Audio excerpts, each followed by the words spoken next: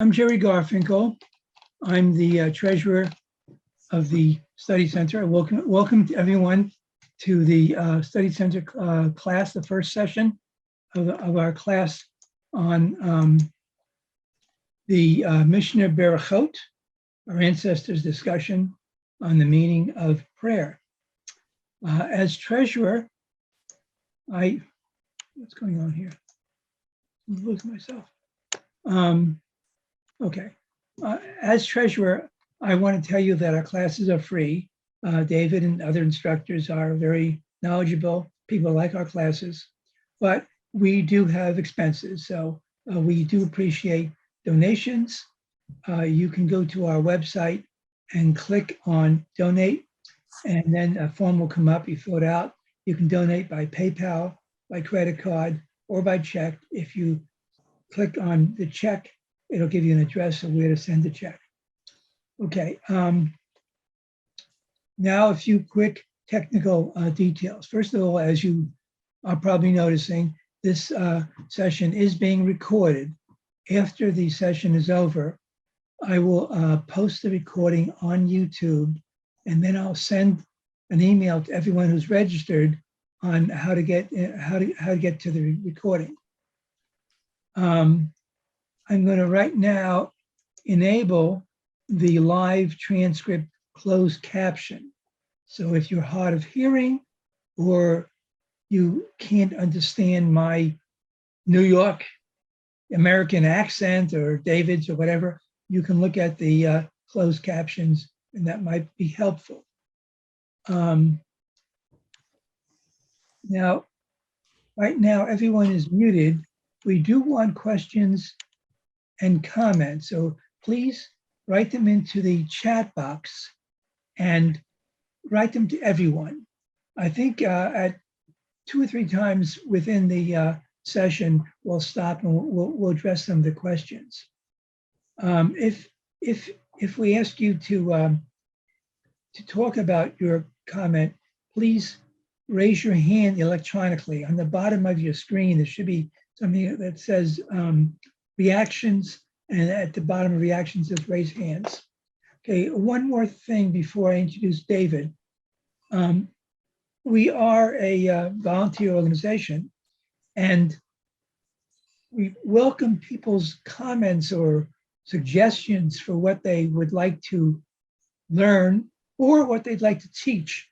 A lot of our classes in the last few months came from these suggestions. They're very good classes. So, you know, we encourage people to give us some suggestions.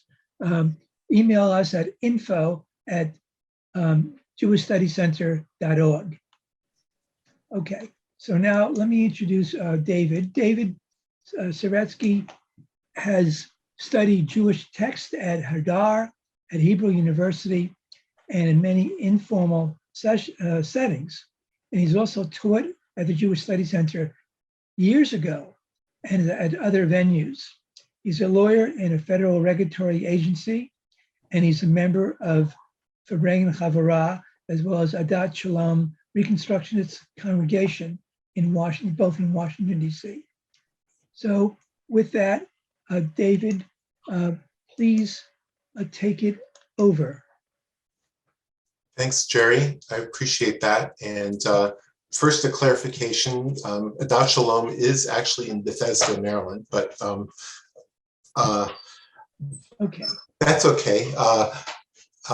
Second thing I'm going to do is I'm going to screen share my email address. So if anybody wants to get in touch with me outside this this session, you should feel free to email me and I'll get back to you.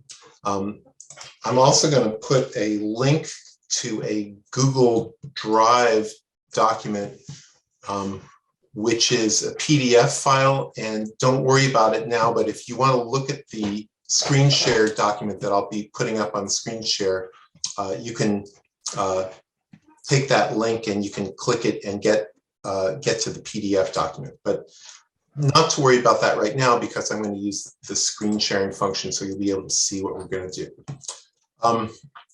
So the Mishnah, I wish I could ask for a show of hands for how many people out there have studied this or had any contact with it, but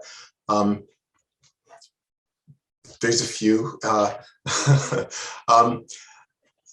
This is a really fascinating part of Jewish history and Jewish intellectual history, because it's between the biblical times and the modern times, but it's much more recognizable as Judaism than the Bible. So you read the book of Leviticus and you read about the guilt sacrifice and the shame sacrifice and the this and the that, and you're like, what? This has nothing to do with my religion. Maybe I can read it and try to make some sense out of it, but it doesn't seem familiar to me. But in the Mishnah, we're going to be looking at the paragraphs of the Shema and talking about the morning and evening services, and it's exactly the same Shema that we're reading today, and it's the same kinds of morning and evening services. So the rabbis who wrote this material are a lot closer to us, and we're closer to them, and that's why I think of these rabbis, not Abraham, Isaac, and Jacob, Sarah, Rebecca, Rachel, and Leah. They're very important, but the group that we're going to be looking at are really the as I think of it, the founders of Judaism, if you want to put it in a way. So obviously we don't necessarily think about the world the way they did, but we think about the world maybe a lot more, the way they think about the world is more similar to the way we do. I'm getting lost in my own conversation here. Anyway, let me give you a little historical timeline here, and hopefully that will enable me to talk about this a little bit. So the people who we're talking about are called the Tanaim. Tanaim means teachers, and it's a Hebrew word, and this group spoke Hebrew. The key to look at is they are aware of the people who went behind them, who came before them. So at the top of this timeline, you've got 586, which is the first temple destroyed. Then as you go down, you've got the Greeks and the Hasmoneans and the Romans and so on. This is what's going on in the rest of the world. In our little world, we've got the end of the Bible, which is around the same time as the second temple being built. Then you have this somewhat, we're not really sure if they really exist, but they were referred to by the Tanaim, the Anshnei Knesset HaGedolah, the men of the Great Assembly. And then we're getting down to people who are really probably historical people. Hillel and Shammai, we'll be looking at them. We've got the Pharisees versus the Sadducees, and the people who we are looking at are the descendants of the Pharisees. So when you see the Pharisees and the Sadducees, just remember that the Pharisees are the good guys, at least the way I look at it. So, but the real folks that we're going to be looking at are the Tanaim, from Rabbi Yochanan ben Zakkai to Rabbi Yehuda HaNasi. And the real starting point for all of this is the revolt against the Romans, and that resulted in the second temple being destroyed. And it's a great tale. I won't go into detail about how the Romans had the city besieged, and it was the city of Jerusalem was besieged, and they were about to destroy it, and they snuck out Rabbi Yochanan ben Zakkai in a coffin, and they got him out. He was the leading teacher, and he managed to keep the flame alive.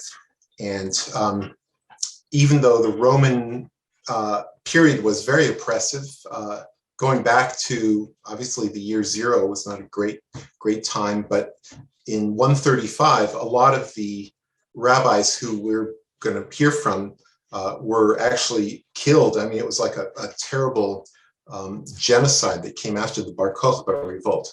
So think about the fact that their whole world has been shattered. They thought of the world as encountering God through the sacrifices, having the temple, and the temple in Jerusalem was the sort of the focus point where all the people's energy was focused on what was happening there.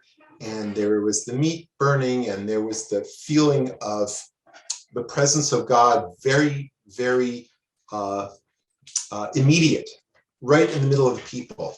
And now that is gone. They do not have this anymore.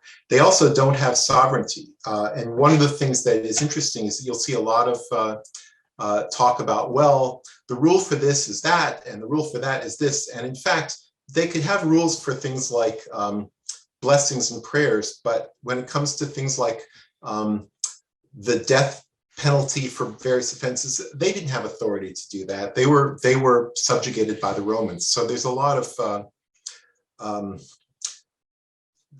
talk about what the rule is, even though the rule is not something that this group can actually carry out. So the Tanaim are from the period of roughly 70 CE, Christian era or Gregorian calendar, through 200.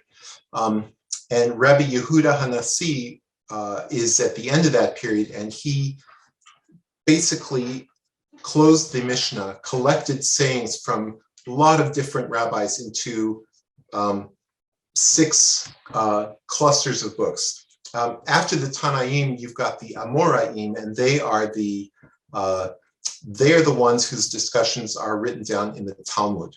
And so we'll be looking a little bit at the Talmud, which is from a later period, and there's the Talmud of Eretz Yisrael, called the Yerushalmi, and the Talmud of Babylonia, which is called the Bavli, Talmud Bavli. So when you see the word Gemara, Gemara is written by the Amoraim, whereas the Mishnah comes from the Tanaim. And I'll just go up to this nice little illustration that came with the class. And this is a picture of a page of Talmud. And typically in the middle, I don't know if you can see my mouse rolling around the middle of the screen. Yes, no? Yeah. So this is the first page of Berachot, and we're going to read it in a minute. From here to about here is the Mishnah, and then there's a big Gimel, and that's where the Gemara starts. And on the sides, you've got Rashi, and then you've got some of the other commentators. So there are a lot of ways to learn about this. So let's jump into it. One of the fun things about this is that it's a law book. It's a book of laws, a book of rules, but it's one of the few law books or rule books that has characters. There's a cast of characters, and they interact with each other. And sometimes they fight like hell, and sometimes they get along, and they are so interesting. But so we'll be learning about some of these personalities. I've just put a list of them here, and by generations, Rabbi Yochanan ben Zakkai, I already introduced. The next generation, Rabban Gamliel, is a very important figure, and we'll talk about him. He was the Rabban means he was considered the basically the head of the court, and it was an inherited position. He actually claimed ancestry back to Hillel. And before that, ancestry to the house of David. So he was a very big deal, Rabban Gamliel. And these other rabbis, they might have been greater or lesser scholars. We hear a lot about Rabbi Eliezer, Rabbi Yoshua, and these others. They were all students of Rabbi Yochanan ben Zakkai, but Rabban Gamliel is kind of the boss. He's the head of the yeshiva. He's the richest man around. And then his descendants are also going to play important roles. Rabban Shimon ben Gamliel, Rabban Gamliel ben Shimon. Actually, this Rabban Gamliel is on numeral 2. That's Gamliel II, and then the one on number 4 is Gamliel III. And finally, the last on this list of Tanaim is Rabbi Yehuda Hanassi. Yehuda the prince, and he was also from the same line, but for whatever reason, he's not referred to as Rabban. Actually, he's often referred to as just Rebbe. Or Rabbi, but he's not just a rabbi, he's the rabbi, because he was the bomb.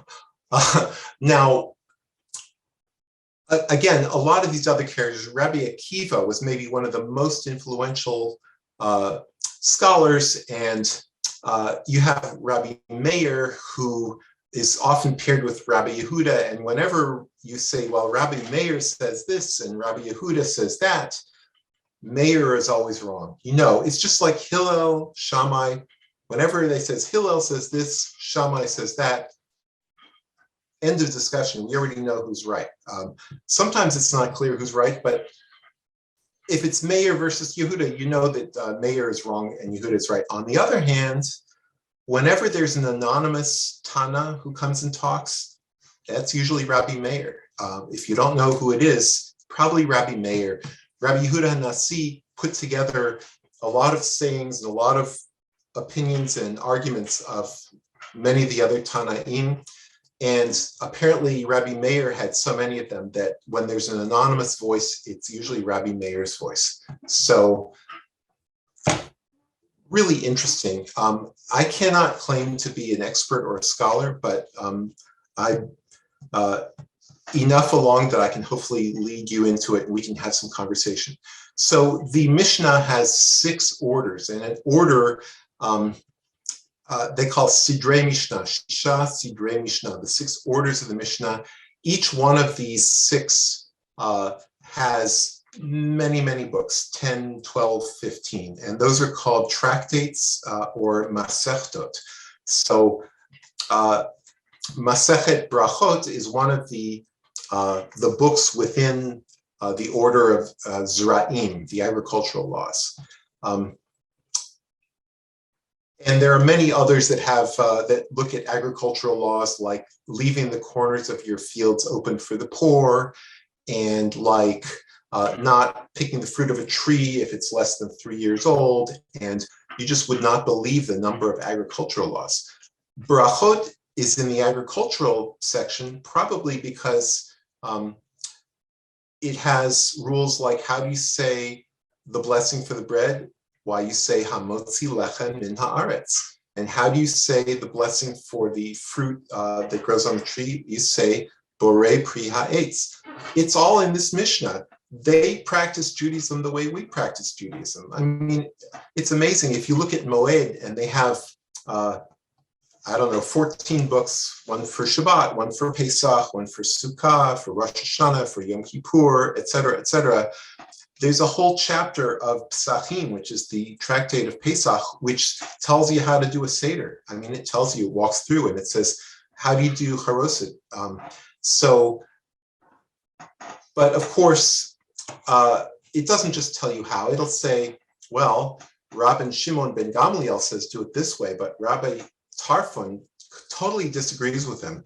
And often you're not going to know who the right answer is. You'll have to look at one of the commentators, either in the Talmud or maybe the later commentators, to find out, well, so who's right? We have different opinions. Anyhow, Berachot is part of Zera'im. Pirkei Avot, which a lot of us have probably had the chance to look at, is part of Nizikim, which is torts, damages, what we Washington lawyers think of as law. That's Nizikim, and Pirkei Avot is there. Maybe somebody has a good explanation for it. I'm not going to try. We're also going to take a few little bits out of Moed, and actually we've got Purim coming next week, and we're going to look a little bit at Megillah, which is the tractate within Moed that deals with not just Purim, but things relating to the Megillah. So let's get started. We're going to be looking at Berachot. And so the first thing we're going to look at is this very familiar passage, okay? Shema Yisrael, Adonai Eloheinu, Adonai Echad. V'ahavta et Adonai Elohecha b'chol levavcha, v'chol nafshecha, v'chol meodecha. V'hayu hadvarim ha'ela asher anochi mitzavcha hayom al levavecha, etc. So we know this text very well, and they knew this text very well.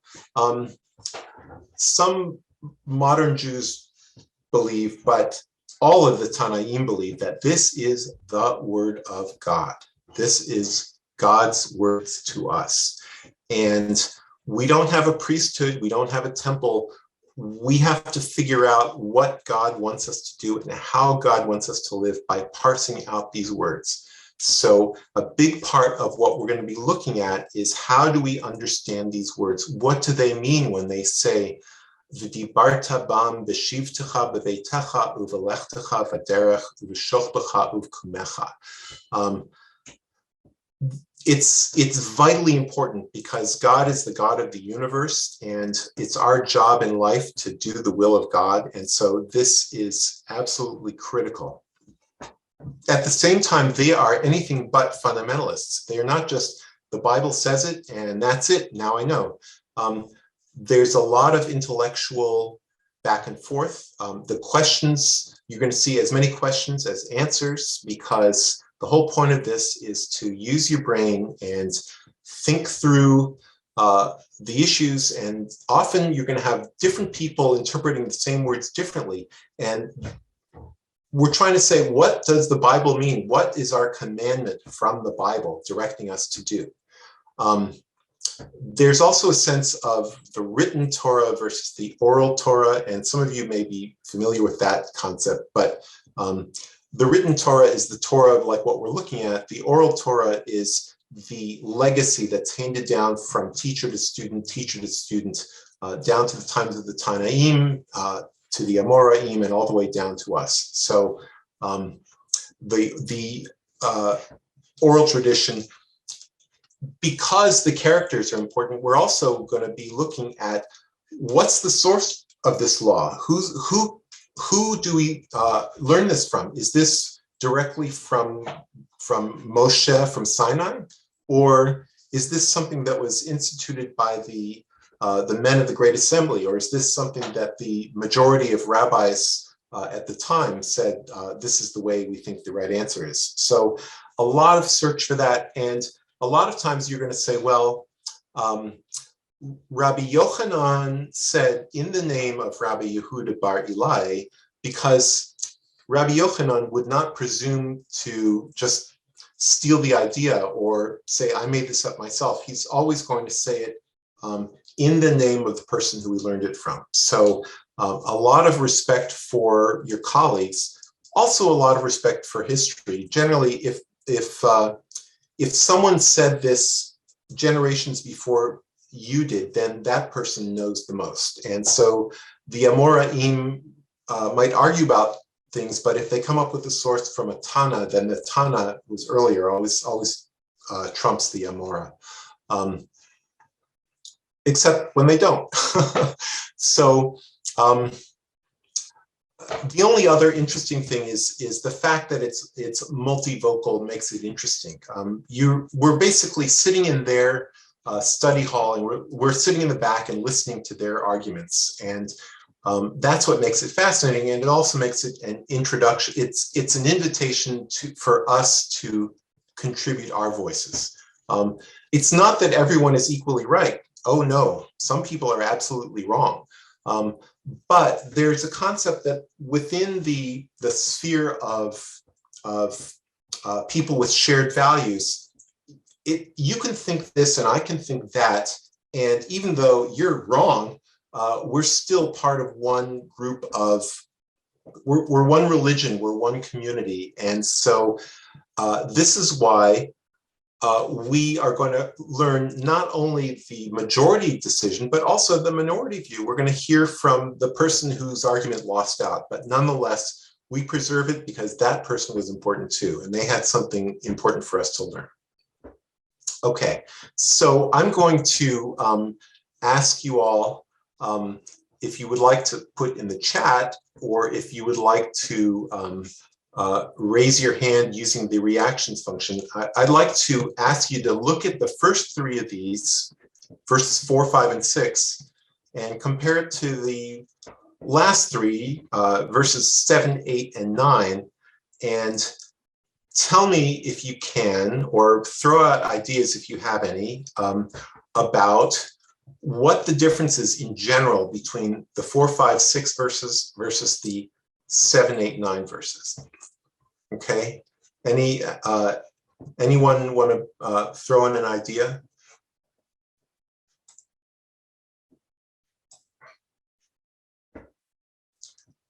And I'm going to let, if anyone wants to raise their hand and speak, I'm going to let Jerry call on them. And if no one wants to, I'll continue. I'll give you my reaction. The 7, 8, 9 are actual things to do, whereas the 4, 5, and 6 are kind of telling you things. But 7, 8, 9 says teach, bind them, inscribe them, actually do certain things. Yeah, that's exactly where I was going. Thank you. That's exactly it.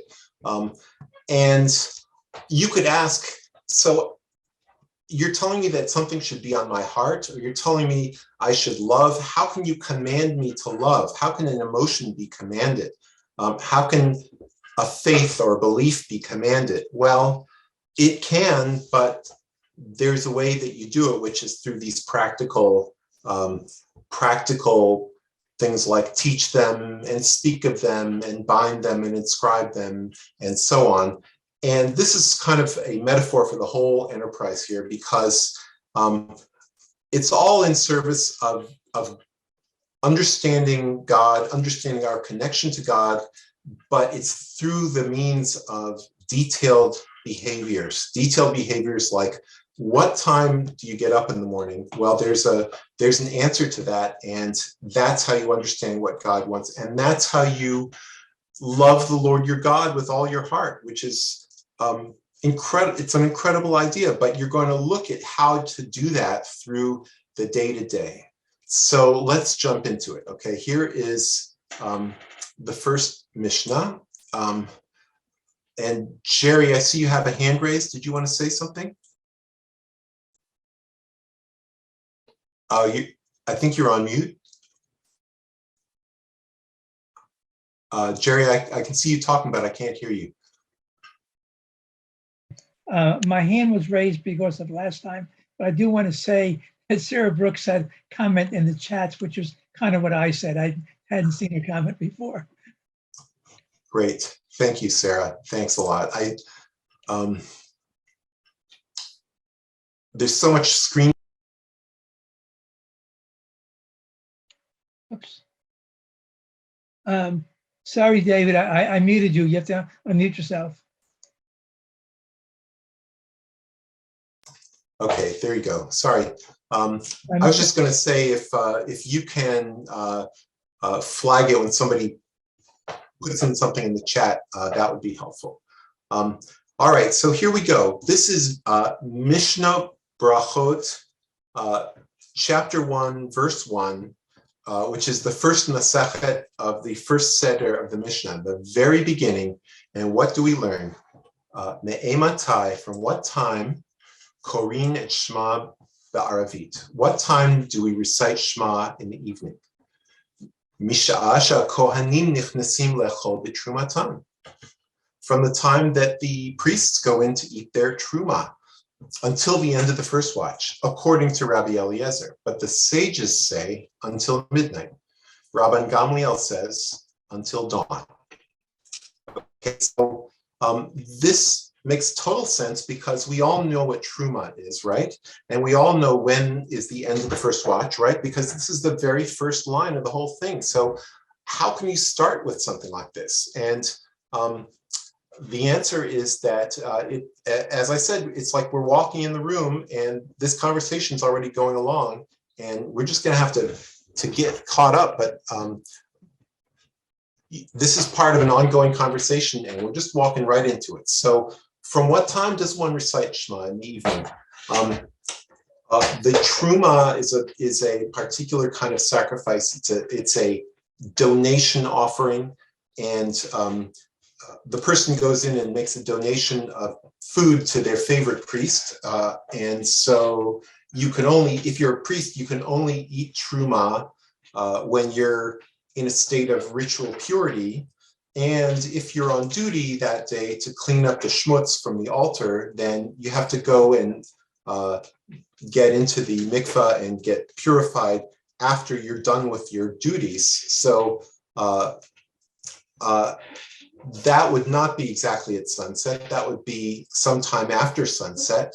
And in fact, there's a whole discussion of this in the Gemara that ends up concluding that says, well, the priests go in to eat their truma when the stars come out. And people are familiar with the rule from Havdalah time being when the 3 stars are visible in the sky. And that's also the time when the priests go in to eat their truma. Now you could say, wait a second, this is not about sacrifices. I came in here to learn about prayers, and the whole thing is called brachot. And why do I have to learn about truma? Well, it's an extra bonus. And in fact, this question was asked long before. Why does it start by talking about things that we don't know about, which aren't really even germane to the topic?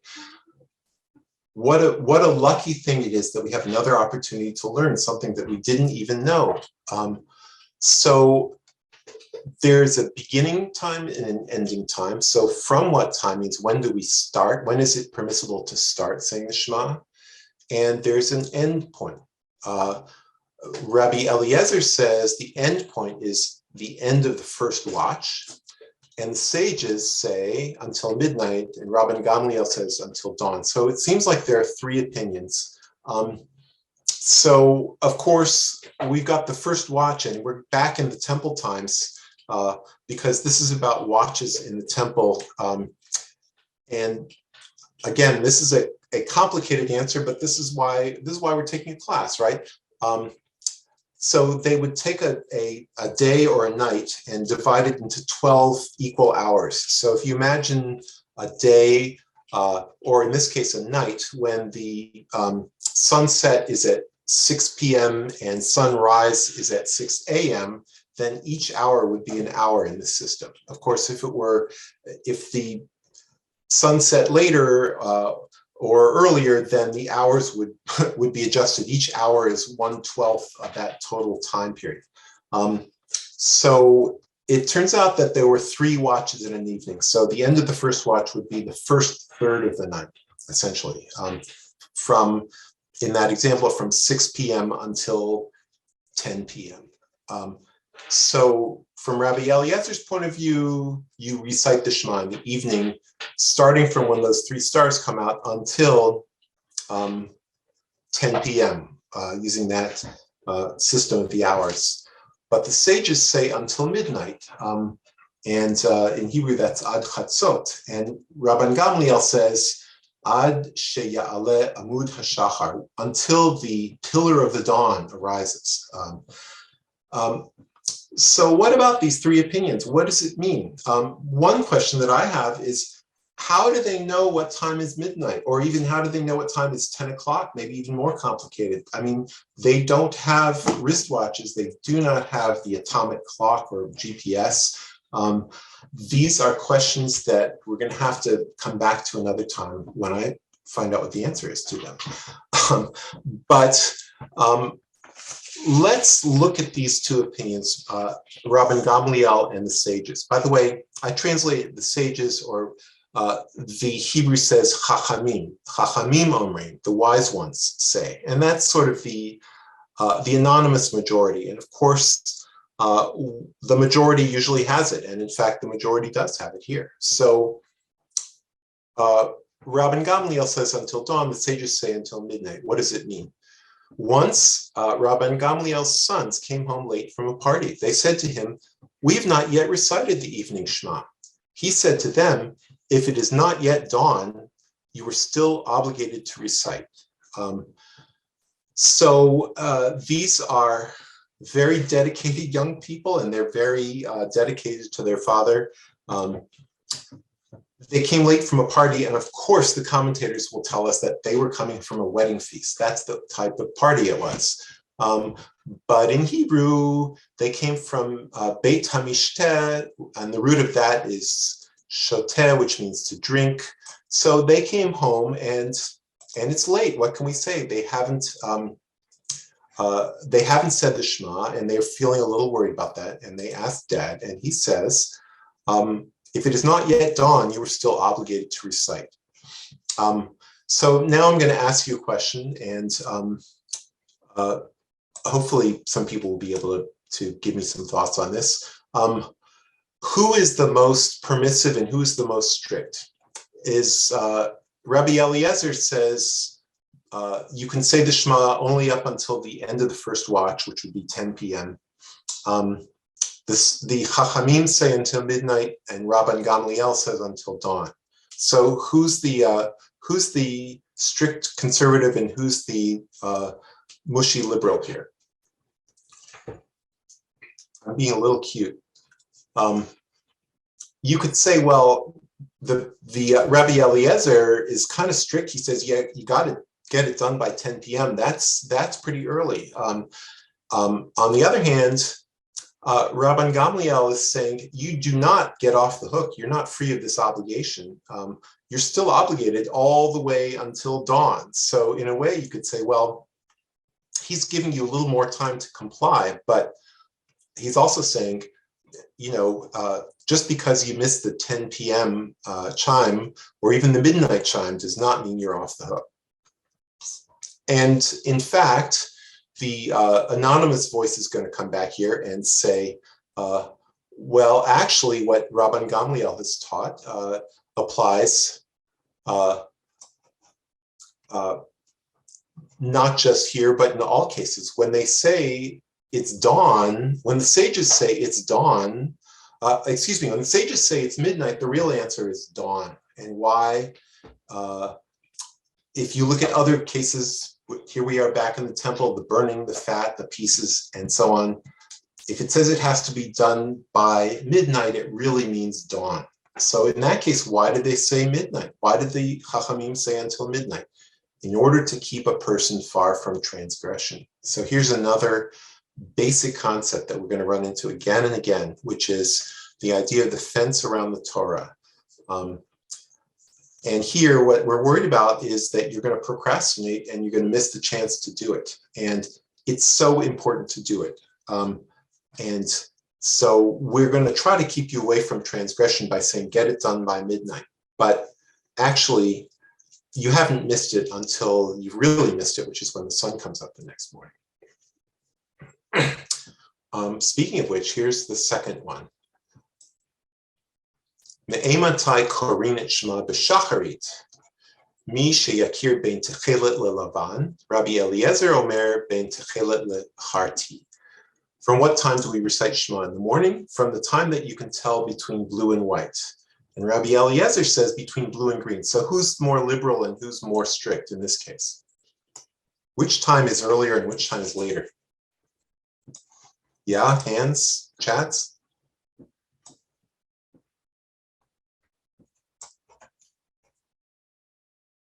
Well, I would say that it's harder to tell blue from green. And in fact, in my case, I can't tell it at all because I'm an Ashkenazi Jewish male and I have little blue-green issues. Here, Rabbi Eliezer is giving you a later starting point, whereas the first person, who I suppose would be Rabbi Meir, or we'll just call them Tana Kama, the first Tana, says blue and white. And why blue and white? Why is blue and white a time to say the Shema? This is an easy one, so I'm not going to give it away. Israeli flag? Well, you're close. You're very close. Yeah, it's because you are going to be wearing your tzitzit, which are mostly white, but there's a blue thread. And part of the third chapter, the third paragraph of the Shema says, you shall look at your tzitzit. So if you're going to look at your tzitzit, you should be able to tell the difference between white and blue. Otherwise, you're not going to be able to do it. Okay. And one must finish. Yeah, go ahead. Where does blue and green come from? Where does blue and green come from? I don't know. And there's another opinion in the Gemara that says from when you can recognize the face of your friend. How early is that and how late is that? These are not very precise measurements. You'd think we'd be looking for a little more precision, but no. So then the second part of this one says, until he has to finish it by sunrise. So this is a lot earlier than most of us are used to going to morning services. Really, you have to say it after you can, basically when the sun is just beginning to, it hasn't even come up yet, it's just beginning to get light, and you've got to finish it by sunrise. And Rabbi Yehoshua, he's always the soft touch, he's always the liberal, and he says, no, actually, you can do it until the 3rd hour of the day. And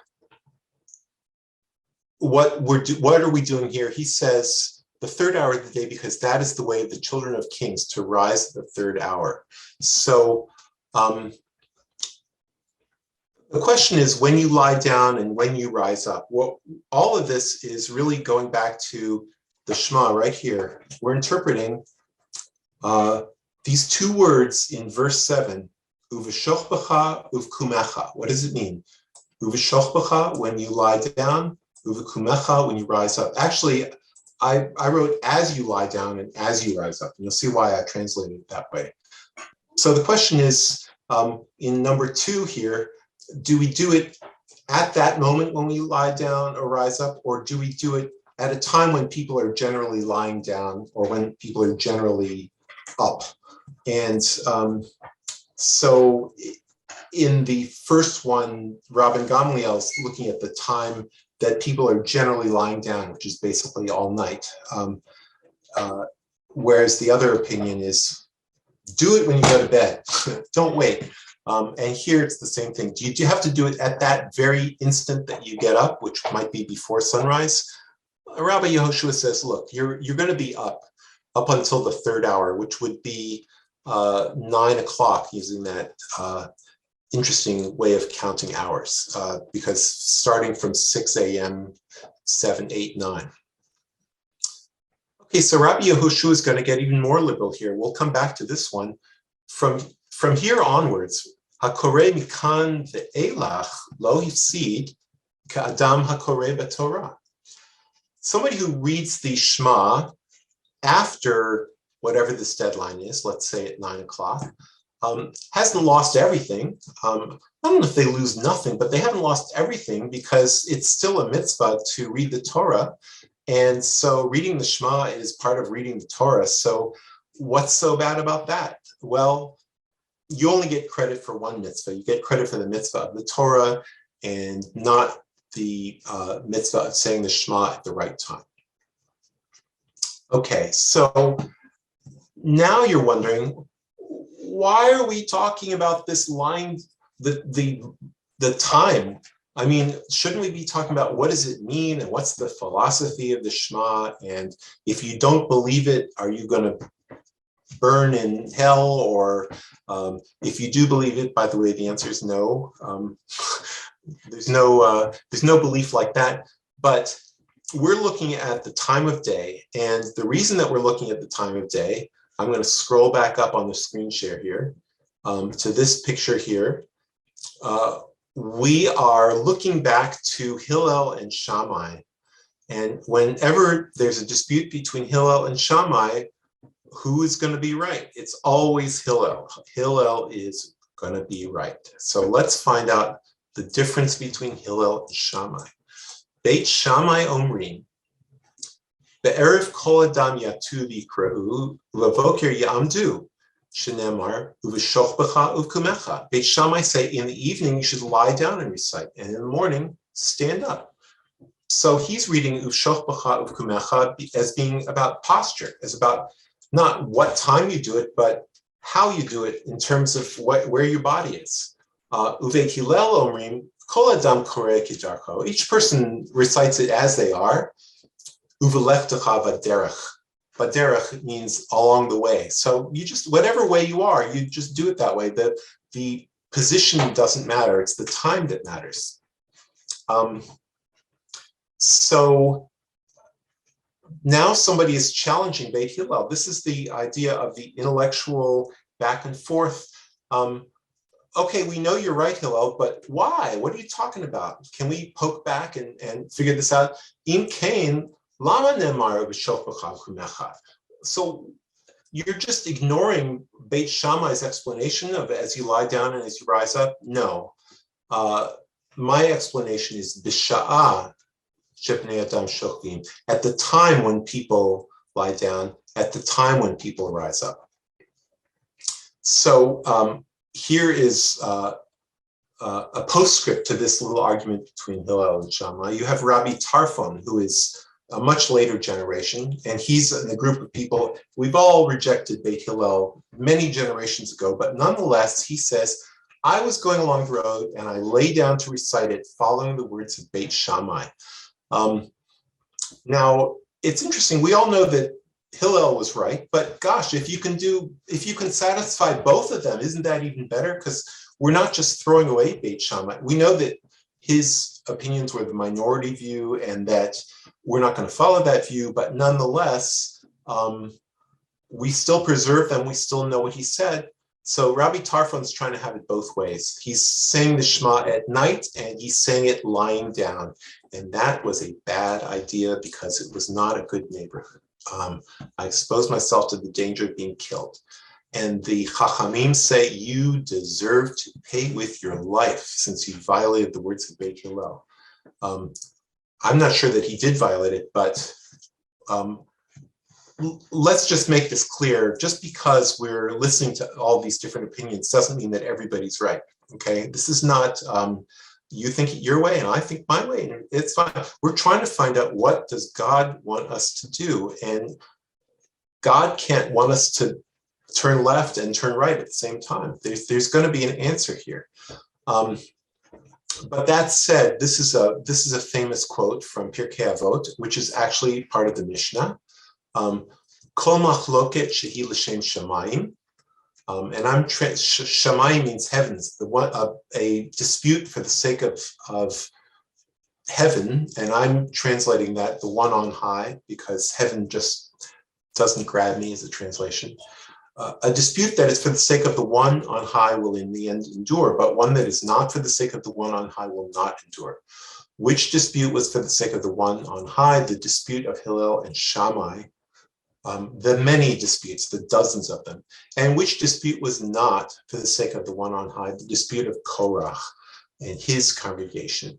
So Korach was just on an ego trip. He wanted to challenge Moses, this is from the Bible, because he just wanted power. It was a power play. This was sort of Mitch McConnell versus Chuck Schumer, right?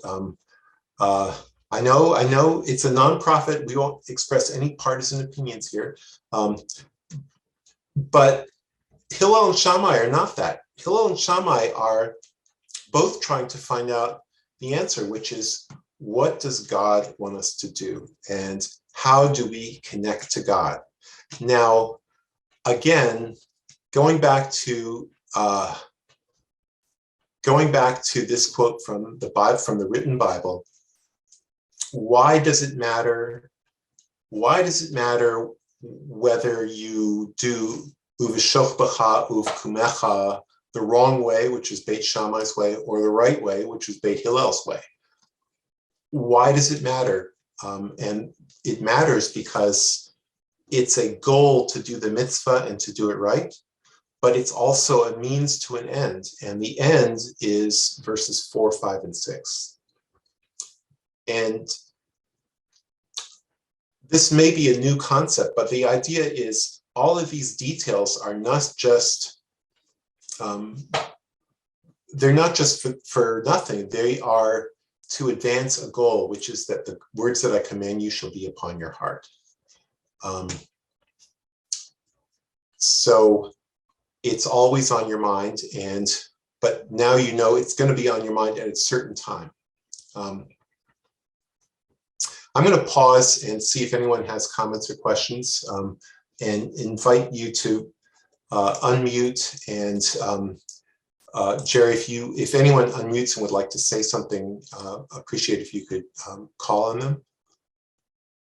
At this point, actually, anyone can unmute themselves. So anyone have comments? And Sarah, why don't you say something? Oh, I said the reason it's important to get it right is because if you read further on in the Torah or in your prayer book, if you don't get it right, we all become toast. God will take the rains away. We'll have no food. The earth will dry up. So it's a matter of life and death. Matter of life and death, right? Right. And one interesting thing is we'll talk about the difference between the Shema and the Amidah, which the Amidah is also called Tefillah, prayer. The prayer is the Amidah. Whenever you see Tefillah, you're going to be talking about the Amidah. The Kriyat Shema is reading the Shema, reciting the Shema. The Amidah is the actual speaking and expressing yourself and addressing God. In a way, the Shema is a very important ritualized version of reading the Torah. It's a critical part of the Torah, but this is listening to what God has to say to us. And then the Amidah is getting God to listen to what we have to say to God. So I'm now jumping back into Pirkei Avot again, because another interesting and fun thing about it, different pieces refer to other pieces. So you thought that Mishnah Avot was just philosophy, but here is actually some specific directions about the topics that are over here in Mishnah Berachot. And so there's a lot of cross-referencing back and forth. So Rabbi Shimon Omer, Hevei Zehir bekriyat Shema uvatfilah. Be careful with reciting the Shema and praying the Amidah. And Rabbi Ovadia mi Bartanura, has anyone had Bartanura wine? There's a winery called Bartanura. It's a place in Italy. They have kosher wine there. And Rabbi Ovadia from Bartanura, from the Renaissance period, Rabbi Ovadia to the Mishnah is like Rashi to the Talmud or to the Torah. Whenever you want to get somebody who's going to pull it all together and make it really concise, Bartanura is your guy. So we'll look at Bartanura. So be careful means do it right, recite it at the correct time, in the right order, the right, etc. And when you pray, do not make your prayer fixed, keva, but a plea for compassion before God. This is what we're talking about, pleading for compassion. For it is said, for God is gracious and compassionate, slow to anger, abounding in kindness, renouncing punishment.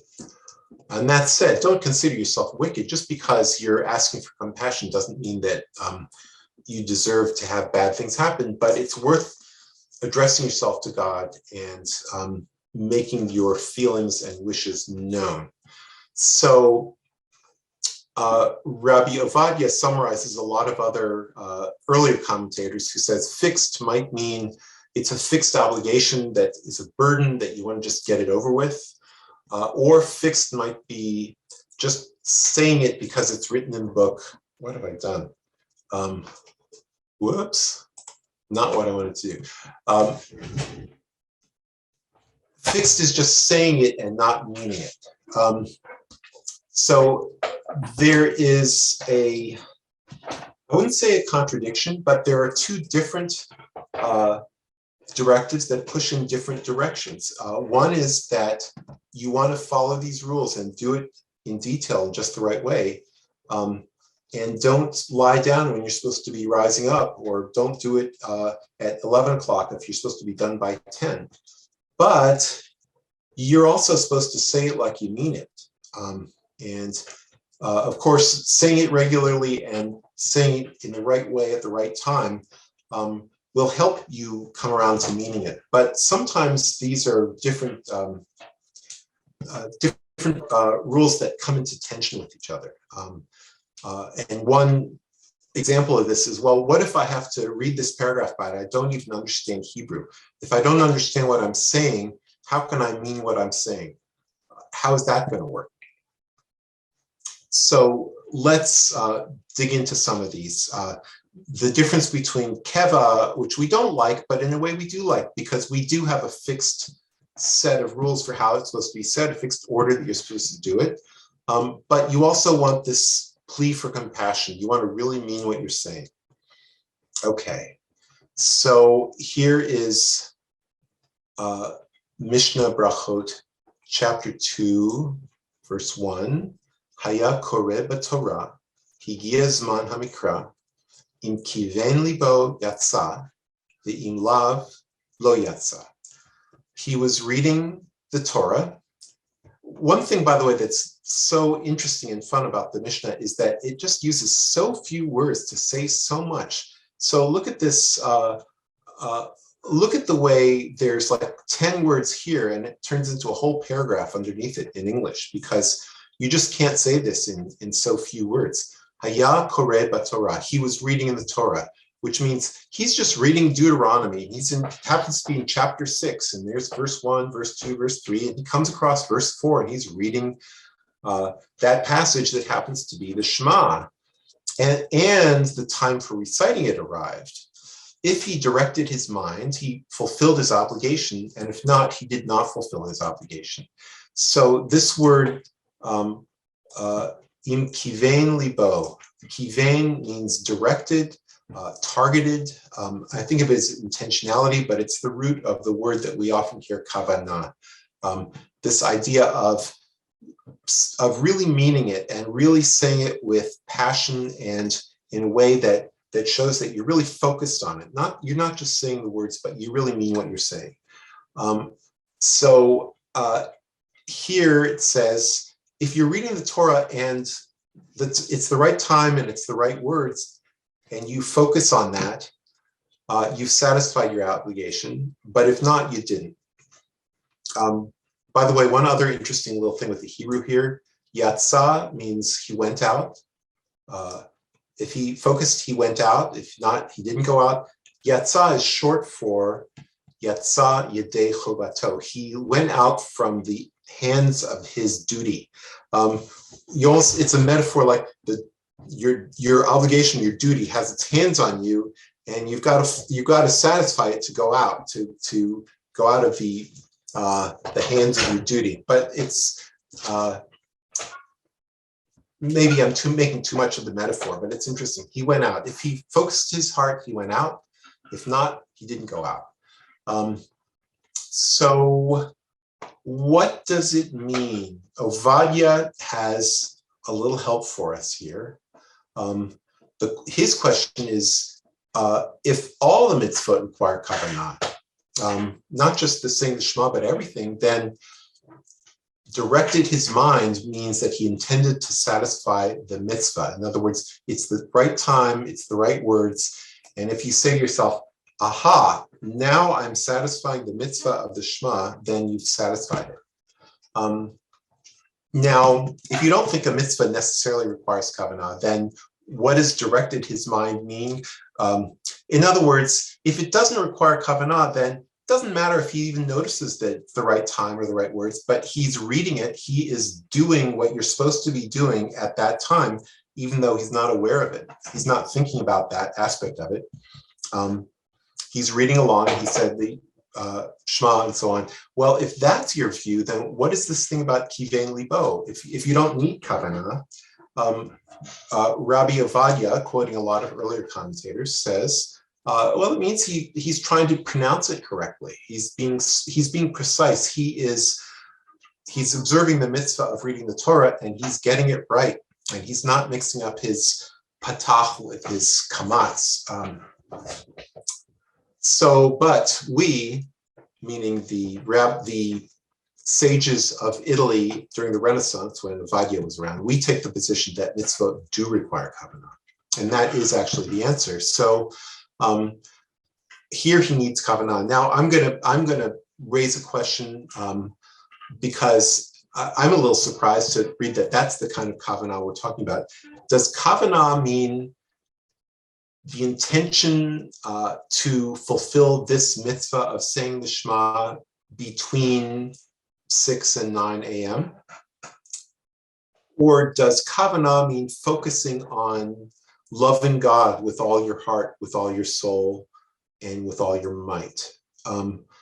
What do we mean by kavanah? Rabbi Ovadia and most of our tradition is going to satisfy kavanah by saying that he intended to observe the mitzvah of saying the Shema at the right time. but I'm not sure I buy it. Maybe I do, and maybe I don't. Because what if you're saying the Shema to fulfill the mitzvah, and you are fulfilling the mitzvah, but you're doing it mechanically. You're doing it even though it feels like a burden to you. I'm going to go back up to Rabbi Shimon here. Is it really kavanah if you're making your prayer like a burden or a recitation without putting any feeling into it? So there's really two questions. One is, are you doing what you're doing because you mean to do it? That's the simplest kavanah. In other words, are you just reading the Torah and is that enough? Or do you have to say, I am reading the Torah because I'm doing the mitzvah, saying the Shema at the right time? Or does kavanah mean something deeper, meaning that you're not just doing this mitzvah for its own sake, but you're doing the mitzvah because you're aware that it's leading you towards a closer relationship with God? It's not a yes or no answer. It's just an interesting question when you read this. And what are they thinking about? And of course, Rabbi Ovadia Bartanura is collecting the views of a lot of the people in the Talmud. But what do they think back in the time of the Mishnah? I guess this would be Rabbi Meir, because there's no attribution here. What does this Tana have in mind? Let's get an idea from more of the sayings in this section of the Mishnah. Yes, Sarah, please. So I can't control the scroll, obviously, but at some point it says you have to have, it's about having a fixed practice. Yeah, up here. Practice. Yeah. So it seems to me that the not being fixed was in reference to the Amidah, because it says pray. And you don't pray the Shema, you recite it, as you pointed out. And the Amidah is, you can have kavanah if you don't have a fixed recitation. And in fact, there's a lot of leeway in what you say in the Amidah, because it's rabbinic and the Shema is not, it's Torah. So it seems to me that the Shema is supposed to be recited exactly as it is in the Torah, but the Amidah, that's the one where you bring your kavanah. Good point. Very good point. And of course, there's debate about that, and we'll look into that debate when we get to the Amidah, because there's also a discussion that says, is it okay to just say the praises and the petitions that come into your mind, or do you have to follow the book? Do you have to do the 18 blessings of the Shemona Esrei in the right order, and do you have to do 18 or actually 19, or can you just put in whatever is in your mind?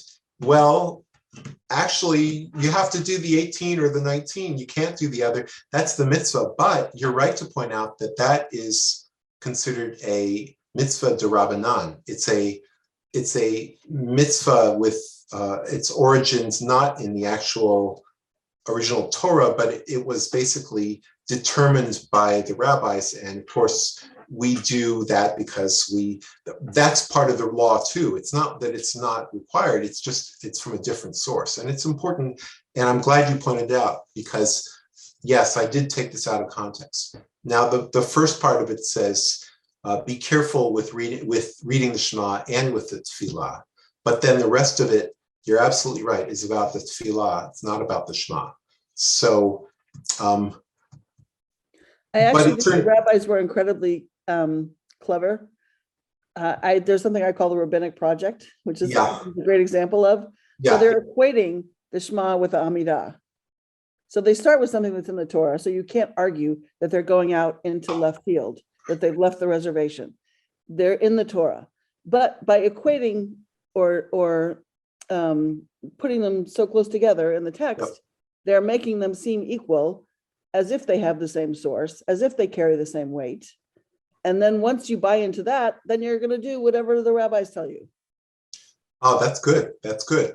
And actually, I read somewhere as I was preparing for this that it's not even clear that the Shema and the Amidah were said together. The origins of the Amidah, it comes from basically the sacrifices, the Shachrit was from the morning sacrifice, and the mincha was from the afternoon sacrifice, and there was no evening sacrifice. And yet we do say the evening Amidah, and probably next week we'll get to an interesting dispute about, well, why, what's going on here? The evening Amidah, from a sacrifice, there's no evening Amidah. Well, no, it's a commandment, but it's a derabanan, it's not a doraita.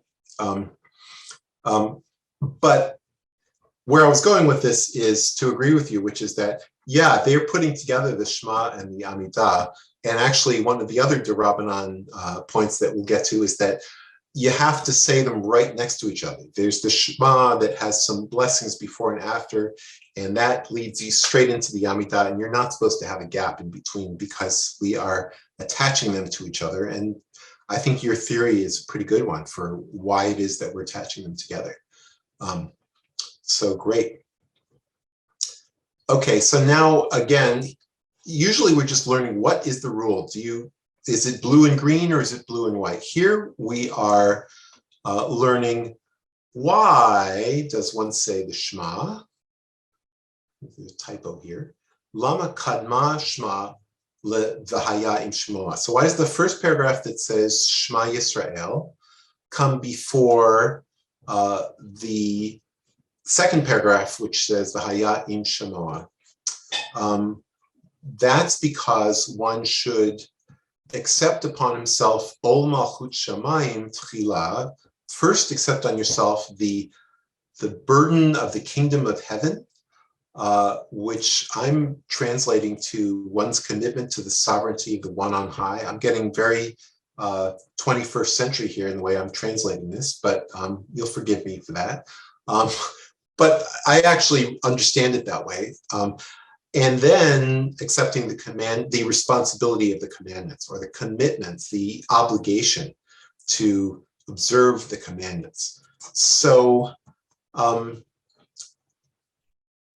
bring this in because it responds a little bit to the question that I raised before, which is the mitzvah just the mitzvah by itself, which is when you say the Shema in the morning and you are aware that you're not just reading from a book, you're actually doing something to fulfill a biblical directive from the Bible, literally.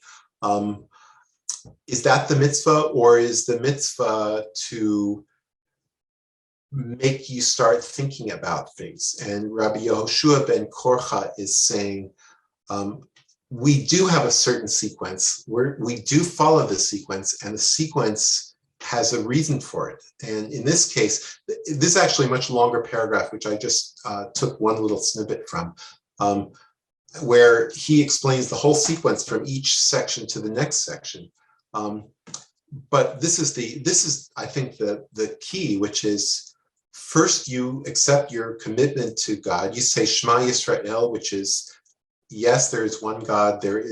We are monotheists. We believe in a single God who is the creator of everything and is the source of everything.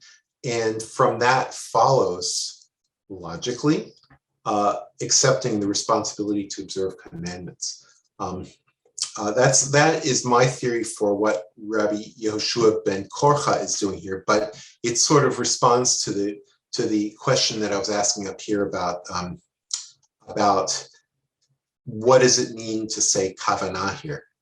Is kavanah just intending to fill a mitzvah, or is kavanah something more than that? I see that my time is expiring, so we're going to have to pick this up next time. And so glad you all could come. And before we click off, if there's anyone else who has a comment or an objection or a question or a thought, the floor is open. Well, seeing no objections, we're going to call the previous question and call the meeting to a close. But if you feel like